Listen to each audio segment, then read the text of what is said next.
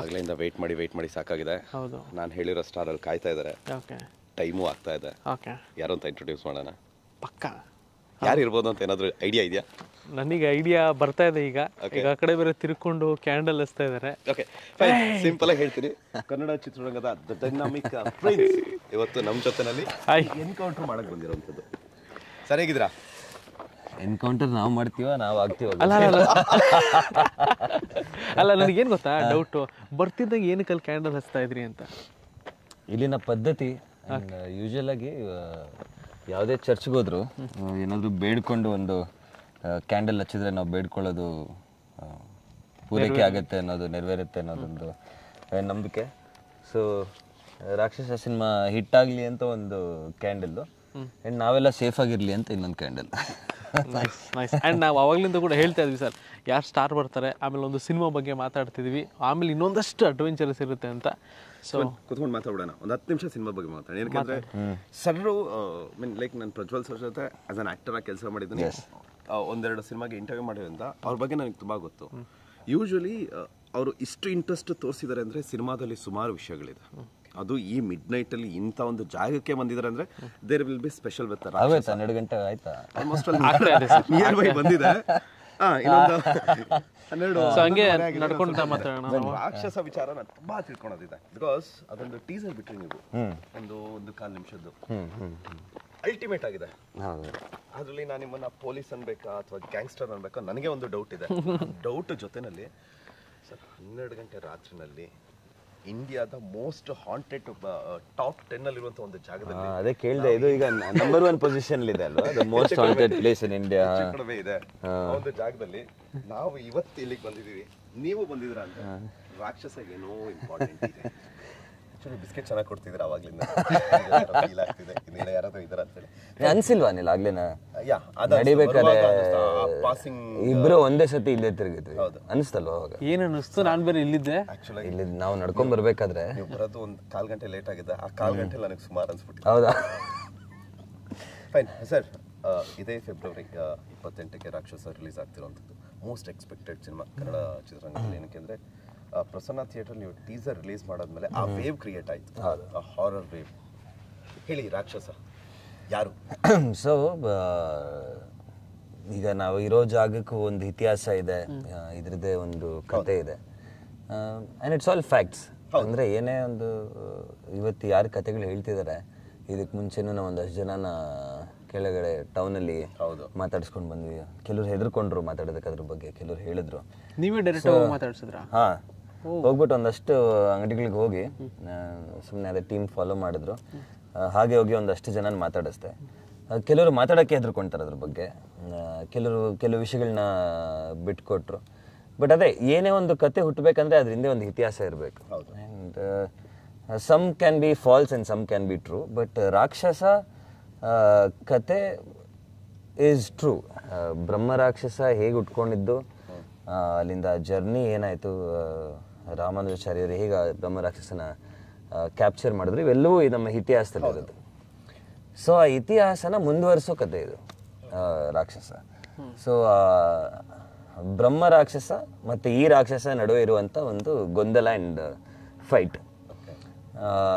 So ಅದೇ ರಾಕ್ಷಸ. It's 1-on-1 ನನಗೆ ಬ್ರಹ್ಮ ರಾಕ್ಷಸನಿಗೆ. ಆ್ಯಂಡ್ ಆ ಇತಿಹಾಸದಿಂದ ಏನಾಗುತ್ತೆ ಆ್ಯಂಡ್ ಅದನ್ನು ಹೇಗೆ ಬಂಧಿಸಿರ್ತಾರೆ, ಅದು ಹೇಗೆ ಆಚೆ ಬರುತ್ತೆ, ಮತ್ತು ಹೀರೋ ಅದನ್ನು ಹೇಗೆ ಬಂಧಿಸ್ತಾನೆ ಅನ್ನೋದು ಕತೆ. ಹಾಂ ಹಾಂ.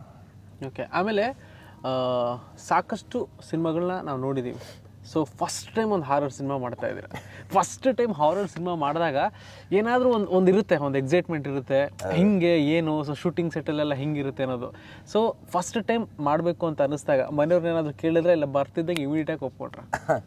ಇಲ್ಲ, ನನಗೆ ಲೋಹಿತ್ ಮೇಲೆ ಕಾನ್ಫಿಡೆನ್ಸ್, ಓವರ್ ಕಾನ್ಫಿಡೆನ್ಸ್ ಸಿನಿಮಾನೇ ಮಾಡ್ಕೊಂಡು ಬಂದಿದ್ದೆ ಅಂತಾನ. ಲೋಹಿತ್ ಮೇಲೆ ಸ್ವಲ್ಪ ಓವರ್ ಕಾನ್ಫಿಡೆನ್ಸ್ ಜಾಸ್ತಿ ನನಗೆ. ನಾವು ಮಾಫಿಯಾ ಮಾಡ್ತಾ ಮಾಡ್ತಾ ಲೋಹಿತ್ ನನಗೆ ಕತೆ ಹೇಳಿದ್ರೆ it seemed very interesting. Speciality ಏನಂದರೆ ಲೋಹಿತ್ ಹೇಳಿದ ಪ್ರಕಾರ ಯಾವುದೇ ಭಾಷೆಯಲ್ಲಾಗಲಿ ಐ ಮೀನ್ ಯಾವುದೇ ಸಿನಿಮಾಗಳು ಒಂದು ಹಾರರ್ ಟೈಮ್ ಲೂಪ್ ಇದುವರೆಗೂ ಬಂದಿಲ್ಲ. ಸೊ ಜಗತ್ತಲ್ಲೇ ಇದು ಮೊದಲನೇ ಹಾರರ್ ಟೈಮ್ ಲೂಪ್ ಆಗುತ್ತೆ ನಮ್ದು. So that was very interesting. Horror ಬಂದಿರುತ್ತೆ, ಹಾರರ್ ಟೈಮ್ ಲೂಪ್ ಜೊತೆಗೆ ಬಂದೇ ಇಲ್ಲ. ಅದು ನಮ್ಮ ಡೈರೆಕ್ಟರ್ ಹೇಳಿರೋದು. We might be right, we might be wrong. And if that is true, that was very exciting for me. ನನಗೆ ಈ ಥರದ್ದು ಒಂದು ಸ್ವಲ್ಪ ಎಕ್ಸ್ಪೆರಿಮೆಂಟಲ್ ಸಿನಿಮಾಗಳು ಹೊಸದ್ದು ಮಾಡೋದು ಒಂದು ಚಟ ನನಗೆ. ಅಲ್ಲ, ನೀವಿದ್ದೀರಲ್ಲ ಜೊತೆಗೆ.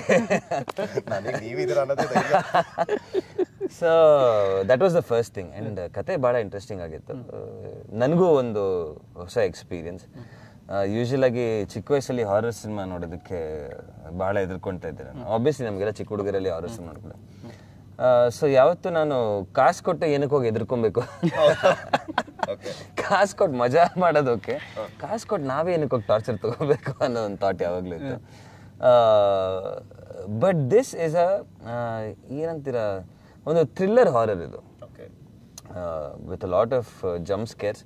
ಆ್ಯಂಡ್ ಎಲ್ಲದಕ್ಕಿಂತ ಹೆಚ್ಚಾಗಿ ಏನು ಭಯ ಆಗುತ್ತೆ ಅಂದರೆ, ದಿಸ್ ಇಸ್ ರಿಯಾಲಿಟಿ, ನಡೆದಿರೋವಂಥ ಕತೆ, ನಮ್ಮ ಇತಿಹಾಸದಲ್ಲಿ ಇರೋದು. ಆ್ಯಂಡ್ ಅದನ್ನು ಮಾಡ್ತಿದ್ದೀವಿ ಅಂತ. ಆ್ಯಂಡ್ ಸಾಕಷ್ಟು ಕತೆಗಳು ಕೇಳಿದ್ದೀವಿ ಈ ಹಾರರ್ ಸಿನಿಮಾಗಳು ಮಾಡಿದಾಗ. ಪೋಸ್ಟ್ ಶೂಟಿಂಗ್ ಕೆಲವ್ರಿಗೆ ಅದೊಂಥರ ನೆಗೆಟಿವ್ ಎನರ್ಜಿ ಹಾಗೆ ಕ್ಯಾರಿ ಆಗುತ್ತೆ ಅಂತ. ಲಕ್ಕಿಲಿ ಶೂಟಿಂಗ್ ಮಾಡ್ಬೇಕಾದ್ರೆ ಆಗಿಲ್ಲ, ಇವತ್ತು ಆಗದೆ ಇದ್ರೆ ಒಳ್ಳೇದು.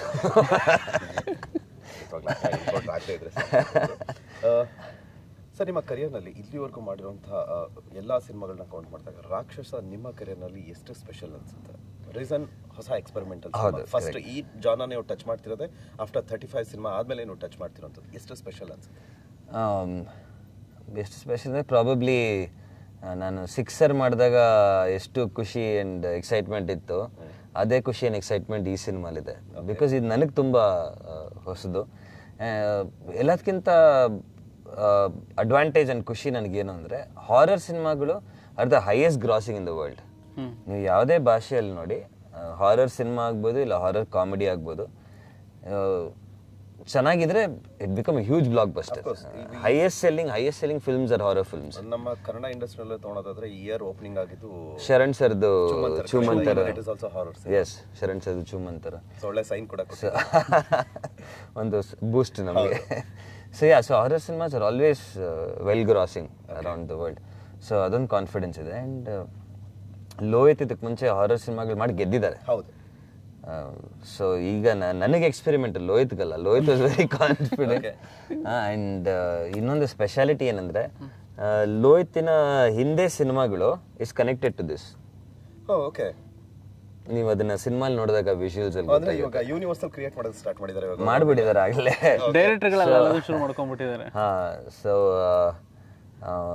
ಮಮ್ಮಿಯಲ್ಲಿ ಇರುವಂಥ ಒಂದು ಬೊಂಬೆ, ಸೊ ಅದು ಒಂದು ಕನೆಕ್ಟ್ ಆಗುತ್ತೆ ನಮ್ಮ ಸಿನಿಮಾಲಿ. ಆ್ಯಂಡ್ ರಾಕ್ಷಸದಿಂದ ಆ ಪೊಲೀಸ್ ಕ್ಯಾರೆಕ್ಟರ್ ಇನ್ನೊಂದು ಕಡೆ ಕನೆಕ್ಟ್ ಆಗುತ್ತೆ. ಸೊ ಲೋಹಿತ್ ಒಂದು ಯೂನಿವರ್ಸ್ ಕ್ರಿಯೇಟ್ ಮಾಡ್ತಿದ್ದಾರೆ. ಆಮೇಲೆ ನಂದೊಂದು LCU. ಆಮೇಲೆ ನನಗೆ ಈಗ ಯಾರಾದರೂ ಒಬ್ಬರಿಗೆ ಲೈಫಲ್ಲಿ ಒಂದ್ಸರಿ ಆದರೂ ಏನೋ ಒಂದು ಎಕ್ಸ್ಪೀರಿಯನ್ಸ್ ಆಗಿರುತ್ತೆ ಹಾರರ್. ಇಲ್ಲ ಸುಮ್ಮನೆ ಮಲ್ಕೊಂಡಾಗ ಏನೋ ಬಂದು ಎದೆ ಮೇಲೆ ಮಲ್ಕೊಂಡಾಗ ಅದು ಹಂಗೆ ಕೆಲವೊಂದು ಎಕ್ಸ್ಪೀರಿಯನ್ಸ್ ಆಗಿರುತ್ತೆ. ನಿಮ್ಮ ಲೈಫಲ್ಲಿ ಏನಾದರೂ ಒಂದು ಎಕ್ಸ್ಪೀರಿಯನ್ಸ್ ಮಾಡಿದ್ದೀರಾ? ಆಗಿದೆ. ಇದು ಇವಾಗ ಭುಜಂಗಾಗೆ ಯಾವ ಗಗನಚುಕ್ಕಿ ಬರಚುಕ್ಕಿ ಅಲ್ಲಿ ಶೂಟಿಂಗ್ ಮಾಡ್ತಿದ್ವಿ. ಅಲ್ಲಿ ಗೆಸ್ಟ್ ಹೌಸಲ್ಲಿ ಉಳ್ಕೊಂಡಿದ್ದೆ. ಆ್ಯಕ್ಚುಲಿ ಅವಾಗ ಯಶ್ ಅವರು ಯಾವುದೋ ಒಂದು ಸಿನಿಮಾ ರೀಸೆಂಟಾಗಿ ಮಾಡಿದ್ರು. ನಾನು ಅವ್ರಿಗೆ ಫೋನ್ ಮಾಡಿದೆ, ಮಗ ಹೇಗಿದೆ, ಸ್ಟೇ ಎಲ್ಲ ಆರಾಮ ಇರ್ಬೋದು ಅಂತ. ಹ್ಞೂ ಕಣ, ಬಟ್ ಯಾರಾದರೂ ಒಬ್ಬರನ್ನ ಮಲಗಿಸ್ಕೋ ಜೊತೆಗೆ ಅಂದ. ಓಕೆ, ಯಾಕೆ? ಸರಿ ಆಯಿತು, ಥ್ಯಾಂಕ್ಸ್ ಮಗ. ಫೋನ್ ಇಟ್ಟಾಯಿತು. ನಮ್ಮ ಹುಡುಗ ಒಬ್ಬ ಮಲ್ಕೊಂಡಿದ್ದಾನೆ ಎಕ್ಸ್ಟ್ರಾ ಬೆಡ್ಡಲ್ಲಿ, ನಾನು ಬೆಡ್ಡಲ್ಲಿದ್ದೀನಿ. ಬೆಡ್ಶೀಟ್ ಹೊಚ್ಕೊಂಡು ಹಿಂಗೆ ಮಲ್ಕೊಂಡಿದ್ದೀನಿ. ಯಾರೋ ಎಳಿತಾ ಇದ್ದಾರೆ ಬೆಡ್ಶೀಟ್ನ. ನಾನು ಮಗ ಅವನ ಎದೊಳ್ತಾ ಇಲ್ಲ, ಮಗ ಲವ್ ಮಗ ಅಂತ ಇದ್ದ. ಏನಾಯ್ತು ಬಾಸ್? ನೀನು ಅಲ್ಲೇ ಇದೆಯಾ? ಏನಿಲ್ಲ, ಮಲ್ಕೊ. ಮತ್ತೆ ಹಿಡ್ದು ಮಲ್ಕೊಂಡೆ. ಮತ್ತೆ ಎಳಿತಾ ಇದೆ. I am putting all my strength. ಎಷ್ಟು ಗಟ್ಟಿ ಇಟ್ಕೊಂಡಿದ್ದೀನಿ ಅಂದರೆ ಅದು ನಿಂಗೆ ಎಳಿತಾ ಇದೆ. ನಾನೊಂದು ಸತಿ ಅದನ್ನು ಮತ್ತೆ ಜೋರಾಗಿ ಅಂತ ಒಂದ್ಸತಿ ಕಿರಿಸ್ತೆ ಅವ್ನು ಮತ್ತೆ ಏನಾಗಿ ಬಸ್ ಏನಿಲ್ಲ ಮತ್ತೆ ಕೆಟ್ಟ ಕನಸು ಮಲ್ಕೊ ಜೋರಾಗಿ ತಿರುಗಿ ಮಲ್ಕೊಂಡೆ. ಒಂದು ಪ್ರಾಬ್ಲಿ ಒಂದು 10-15 ಮಿನಿಟ್ಸ್ ಆ ಪುಲ್ಲಿತ್ತು. ಆಮೇಲೆ ಅಷ್ಟರಲ್ಲಿ ನಾನು ಮಲಗಿಬಿಟ್ಟೆ. ಆಮೇಲೆ ಏನಾಯ್ತು ಗೊತ್ತಿಲ್ಲ, but that was the only experience first and last. If I am not wrong, I think ಪ್ರಪಂಚದ ಎಲ್ಲ ವ್ಯಕ್ತಿಗೂ ಎಕ್ಸ್ಪೀರಿಯನ್ಸ್ ಆಗಿರುತ್ತೆ ಅನ್ಕೋತೀನಿ. ಅಂದ್ರೆ ನಾವು ಮಲಗಿರ್ತೀವಿ, ನಮ್ಗೆ ಏನೋ ಒಂದು ಕೆಟ್ಟ ಕನಸು, ಏನೋ ಒಂದು ಕೆಟ್ಟದ್ದು ಏನೋ ಒಂದು ನಡೀತಾ ಇರುತ್ತೆ, ಬಟ್ ಜೋರಾಗಿ ಕೂಗ್ತಾ ಇದೀವಿ ಅಂತ ಅನ್ಕೋತೀವಿ, ಬಟ್ ಪಕ್ಕದವ್ರಿಗೆ ಕೇಳಿಸಲ್ಲ. Call it as a sleeping paralysis. That's a scientific thing. Scientific thing ಅಲ್ಲಿ ಹೇಳೋದಂದ್ರೆ ನಾವು ಕಿರಿಸ್ತಾ ಇರ್ತೀವಿ ಅಂತ ನಾನು ಅನ್ಕೊಂತೀನಿ, ಬಟ್ ಪಕ್ಕದವ್ರಿಗೆ ಮಾತಾಡ್ತಿರೋದು ಕೇಳಿಸ್ತಿರಲ್ಲ ಆತರ. ಬಟ್ ನಾನು ಕಿರ್ಚಿದ್ ಕೇಳಿಸ್ತು ಅವನಿಗೆ. ಫೀಲ್ ಆಗಿದೆ ಹಂಗಿದ್ರೆ? ಫೀಲ್ ಆಗಿದೆ. ಸೊ ಅದಕ್ಕೆ ನಾವೀಗ ಹೇಳಿದ್ರೆ ಎಕ್ಸ್ಪೀರಿಯನ್ಸ್ ಆದವ್ರಿಗೆ ಗೊತ್ತಾಗುತ್ತೆ. ಇಲ್ಲಾಂದ್ರೆ ಹೇಳ್ದಾಗ ಕೆಲವ್ರು ನಗ್ತಾರೆ, ಕೆಲವ್ರು ನಂಬ್ತಾರೆ, ಕೆಲವ್ರು ನಂಬಲ್ಲ. ಸೊ ಈ ವಿಷಯ ನಾನು ಆ್ಯಕ್ಚುಲಿ ಎಲ್ಲೂ ಹೇಳಿರ್ಲಿಲ್ಲ, ಮೊದಲನೇ ಸತಿ ಇದನ್ನ ರಿವೀಲ್ ಮಾಡ್ತಾ ಇರೋದನ್ನ. ಇಂಥ ಪ್ಲೇಸಲ್ಲಿ ರಿವೀಲ್ ಮಾಡಲೇಬೇಕು ಈಗ ಬಂದಿರೋದು ಒಂದಷ್ಟು ರಿವೀಲ್ ಮಾಡೋಕ್ಕಲ್ಲ. ಸೊ ಈಗ ಗೋವಾ ಅಂತ ಬಂದರೆ ಕೆಲವರು ಒಂದಷ್ಟು ಜನ ಏನೇನೋ ಎಕ್ಸ್ಪ್ಲೋರ್ ಮಾಡೋಣ ಹಂಗೆ ಹಿಂಗೆ ಅಂತ ಬರ್ತಾರೆ. ಫಸ್ಟ್ ಟೈಮ್ ನಾವೇ ಅನ್ಸುತ್ತೆ ಗೋವಾದಲ್ಲಿ ದೆವ್ವ ನೋಡೋಕೆ ಬರೋಣ ಅಂದಿರೋದು. ನೋಡಿ ಎಷ್ಟು ಗಾಳಿಯಲ್ಲೂ ಆ ಕ್ಯಾಂಡಲ್ ಇನ್ನೂ ಎಷ್ಟು ಚೆನ್ನಾಗತ್ತಿದೆ ಅಲ್ವಾ? ಎಸ್. ಸೊ ಏನಾದರೂ ಮುಂದಿನ ಕೆಲಸ ಕಾರ್ಯ ಶುರು ಮಾಡೋಣ. ಚೆನ್ನಾಗಿರುತ್ತೆ ಮೋಸ್ಟ್ಲಿ. ರಾಕ್ಷಸ ಬಗ್ಗೆ ನಾವು ಮಾತಾಡಿದ್ದಾಯ್ತು, ಬಟ್ ಈ ರಾಕ್ಷಸ ಯಾಕೋ ವಾಡಾಪನ್ ಏನಾಯ್ತು? ಸಡನ್ ಆಫ್ ಆಯ್ತು. ಸೊ ಅದೇ ಆಫ್ ಆಯ್ತಾ? ಓಕೆ ಓಕೆ, ಲೈಟ್ ಅದೇ ಆಫ್ ಆಯ್ತಾ? ಓಕೆ ಸರ್, ಐ ಥಿಂಕ್ ಅಲ್ಲ ಈಗ ಶುರು ಆಗ್ತಾ ಇದೆ. ಅಲ್ಲ, ಎರಡು ಲೈಟ್ ಒಂದೇ ಸತಿ ಹೆಂಗ್ ಆಫ್ ಆಗಕ್ಕೆ ಸಾಧ್ಯ? ಹೇಳ್ತಿರೋದು ಎರಡು ಬೇರೆ ಬ್ಯಾಟ್ರಿ ತಾನೆ? ಹೌದು. Very good. ಅಲ್ಲ ಏನು ಅಂತಂದ್ರೆ ಸಿಂಪಲ್ ಥಿಂಗ್ಸ್. ಅಂದ್ರೆ ಇಲ್ಲಿರೋಂಥವ್ರು ನಮಗೆ ಸೈನ್ ಕೊಡ್ತಿರೋದೇನಂದ್ರೆ ನಿಮ್ ಸಿನಿಮಾ ಬಗ್ಗೆ ಮಾತಾಡಿದ್ ಸಾಕು, ನಾವು ಸಾಕು, ತಲೆ ತಿನ್ಬೇಡಿ, ನಮ್ಮನ್ನ ಮಾತಾಡ್ಸಿ ಅಂತ ಅಂತಿದ್ದಾರೆ. ಸೊ ಸಾಕು ಅನ್ಕೊಂತೀನಿ ಸರ್. ಸೊ ಜಾಸ್ತಿ ಸ್ಟಾರ್ಟ್ ಮಾಡೋಣಾಗಿದ್ರೆ ಮಾತಾಡ್ಸ್ಲಿಕ್ಕೆ. ಸೊ ಇನ್ನ ಇಮ್ರಾನ್ ಅವರು ಜಾಯ್ನ್ ಆಗ್ಬಿಟ್ರೆ. ಇಮ್ರಾನ್ ಸರ್ ಲೈಟ್ ಬೇರೆ ಆಫ್ ಆಗ್ತಾ ಇದೆ, ಬನ್ನಿ. ನಿಮ್ಮ ಸ್ನೇಹಿತರು ಕಾಯ್ತಾ ಇದ್ದಾರೆ, ಆಫ್ ಆಗಿ ಆನ್ ಮಾಡಿ ಕರೀತಾ ಇದ್ದಾರೆ. ಸೊ ಸ್ಟಾರ್ಟ್ ನಾವು. ಬಂದಿದ್ದಾರಾ? ಎಸ್ ಸರ್, ಬಂದಿದ್ದಾರೆ. ಸಡನ್ ಆಗಿ ಆಫ್. ಸರ್ ನೀವು ನೋಡಿದ್ರೆ ಇಲ್ವೋ ಗೊತ್ತಿಲ್ಲ, ಮಾತಾಡ್ತಾ ಇದ್ವಿ, ಒಂದೇ ಸರಿ ಎರಡು ಲೈಟ್ ಆಫ್ ಆಯ್ತು. ಆಡಿಯನ್ಸ್ ನೋಡೋರು ಗಿಮಿಕ್ ಅನ್ಕೋಬಹುದು, ಇದು ಗಿಮಿಕ್ ಅಲ್ಲ. ಮೇ ಬಿ ಸಾಕು ನಡೀರಪ್ಪ, ನಾವು ಎಷ್ಟೊತ್ತು ಕಾಯೋದು ಅಂತ ಕರೀತಾ ಇರ್ಬೇಕಾ? ಸೊ ಶುರು ಆಗಿದೆಯಾ? ನಡೀರಿ, ಮತ್ತೆ ಇನ್ನೇನು ತಡ ಮಾಡೋದು? ಎಲ್ಲಿಂದ ಸ್ಟಾರ್ಟ್ ಮಾಡೋಣ? ಏನು ಮಾಡೋದು? ಏನು ಶುರು ಮಾಡೋದಕ್ಕೆ ಮುಂಚೆ ಒಂದ್ಸರಿ ಗೂಗಲ್ ಟೈಮ್ ತೋರಿಸ್ಬಿಡಿ. ಹಾಂ, ಸೊ ಈಗ ಕರೆಕ್ಟಾಗಿ ಟೈಮ್ ಬಂದು 11:37. ನೀವು ಅವಾಗಲೇ ಮಾತಾಡ್ತಿರೋ ಹೇಳಿದ್ರಲ್ಲ, ಮಠ ಮಧ್ಯಾಹ್ನ ರಾತ್ರಿ 12 ಗಂಟೆಗೆ. ಆ ಟೈಮ್ 12 ಗಂಟೆಗೆ ರೆಡಿ ಆಗ್ಬಿಟ್ಟು 12 ಗಂಟೆಲಿ ನಾವು ಸೈನ್ ಕೊಟ್ಟರು ಪ್ಲಾನ್. ಓಕೆ, ಸೊ ಹೇಗೆ ಶುರು ಮಾಡೋದು? ಹೇಗೆ? Of course will start. ಶುರು ಮಾಡ್ತಾ ಹಾಗೆ ಮಾತಾಡ್ತಾ ವಿಲ್ ಡು. ಬನ್ನಿ. ಸೊ ಏನು ಮಾಡ್ತೀವಿ ನಾವು ಇವಾಗ? ಈಗ ಒಂದು ಪ್ರೊಸೀಜರ್ ಮಾಡೋದಿರುತ್ತೆ. ಅಲ್ಲಿದೆ ಒಂದು ಜಾಗ ನೋಡಿ ಇಟ್ಟಿದ್ದೀವಿ, ಆ ಜಾಗದಲ್ಲಿ ಆ ಪ್ರೊಸೀಜರ್ ಮಾಡೋಣ. ಓಕೆ, ಏನಕ್ಕೆ ಆ ಜಾಗ? ಚರ್ಚ್ ಹತ್ರ ಮಾಡೋಂಗಿಲ್ಲ ಅದು ಆ್ಯಕ್ಚುಲಿ ಹೇಳಬೇಕಂದ್ರೆ. ಸೊ ಹಾಗಾಗಿ ಅಲ್ಲಿ ಮಾಡೋಣ. ಹೊರಡದ ಹೋಗೋಣ.